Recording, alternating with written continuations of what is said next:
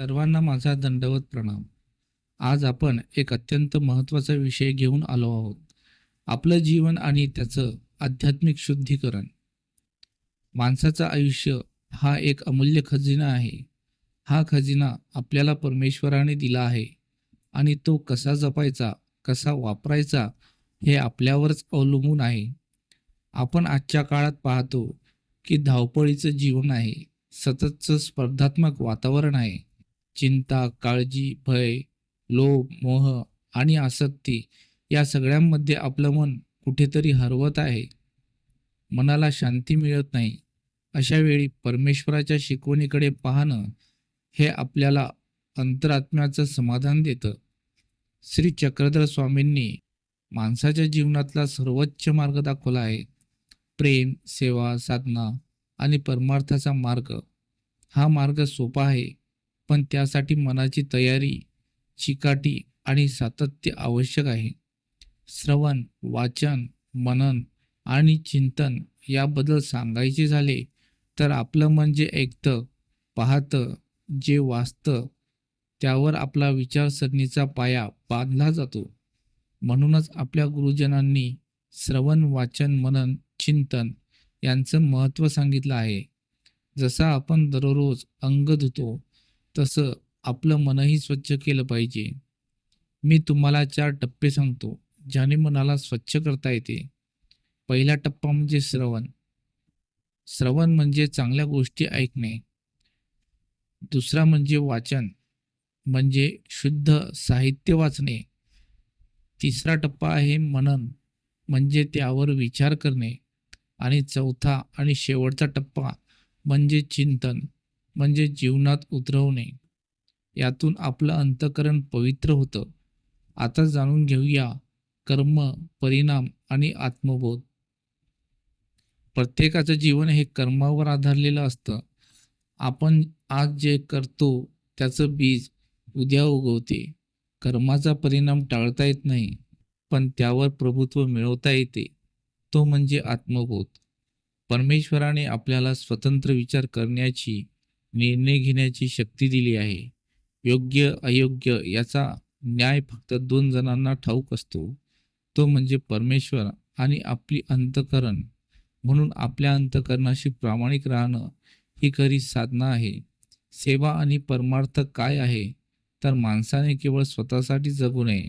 सेवा म्हणजेच परमेश्वराची उपासना, दुसऱ्यांना मदत करणे, त्यांच्या वेदना कमी करणे, हेच खरं परमार्थाचं कर्म आहे. श्री चक्रधर स्वामींनी सांगितलं आहे की आनंद स्वतःसाठी न ठेवता तो इतरांशी वाटावा. जेव्हा आपण निस्वार्थ सेवा करतो तेव्हा अहंकार नष्ट होतो, आत्म्याला निर्मळ आनंद मिळतो. निसर्ग, कालचक्र आणि आयुष्य याविषयी बोलायचे झाले तर निसर्गाचं कालचक्र आपल्याला शिकवते की सर्व काही बदलतं. ऋतू बदलतात, वेळ बदलते, शरीर बदलते आणि विचार पण बदलतात. पण एक गोष्ट शाश्वत आहे, आपला आत्मा. म्हणूनच आपल्याला बाह्य सुखावर नाही तर आत्मिक सुखावर भर द्यावा लागतो.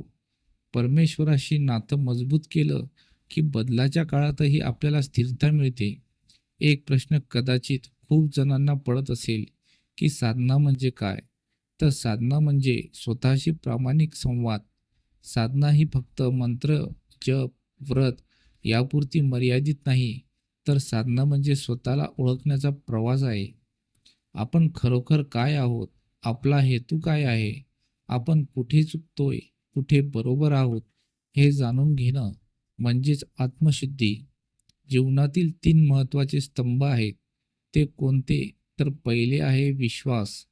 आता विश्वास कोणावर ठेवावा? तर तो ठेवावा परमेश्वरावर, स्वतःवर आणि योग्यतेवर. दुसरं आहे धैर्य. धैर्य कशासाठी ठेवावे? तर आपल्यावर येणाऱ्या अडचणींवर मात करण्यासाठी. तिसरे म्हणजे निस्वार्थ प्रेम. निस्वार्थ प्रेम हे प्रत्येक जीवावर करुणा बाळगण्यासाठी असते. ही 3 तत्व पाळली की कोणतीही अडचण मोठी वाटत नाही. आता जाणून घेऊया खरा आनंद कशात असतो. तर खरा आनंद हा वस्तूंमध्ये, पदात, पैशात नसतो, तर तो मिळतो तेव्हा जेव्हा आपण दुसऱ्याला आनंद देतो. परमेश्वराची आठवण, सत्संग, साधना, सेवा या गोष्टींतून आत्म्याला शांतता आणि आनंद मिळतो. तर आपण जे प्रवचन ऐकले आहे यातून असा निष्कर्ष निघतो की आपलं जीवन हा एक प्रवास आहे. यात आपण कितीही व्यस्त असलो तरी थोडा वेळ काढून परमेश्वराच्या नावात, गुरुजनांसोबत, चांगल्या विचारांत आणि निस्वार्थ सेवेत घालवला तर आपल्या जीवनाला खरा अर्थ प्राप्त होतो. आपल्या दैनंदिन जीवनात थोडा थोडा बदल घडवा. चांगल्या गोष्टी ऐका, वाचा, मनन करा आणि चिंतन करा. दुसऱ्यांसाठी काहीतरी करा. परमेश्वराच्या नावाने जागे व्हा आणि परमेश्वराच्याच नावाने झोपा. असं केल्याने आपलं अंतःकरण निर्मळ होईल. असं केल्याने आपलं अंतःकरण निर्मळ होईल. आपल्याला खरी शांती मिळेल आणि परमेश्वराच्या कृपेचा अनुभव होईल. तर तुम्हाला हा व्हिडिओ कसा वाटला? आपल्या प्रतिक्रिया नक्की कमेंटमध्ये कळवा आणि व्हिडिओ आवडला असल्यास इतरांनाही शेअर करा. आणि अशाच नवनवीन व्हिडिओंसाठी आपल्या चॅनलला सबस्क्राईब करायला विसरू नका. तर पुन्हा भेटूया पुढील व्हिडिओमध्ये. जय श्री चक्रधर स्वामी. दंडवत प्रणाम.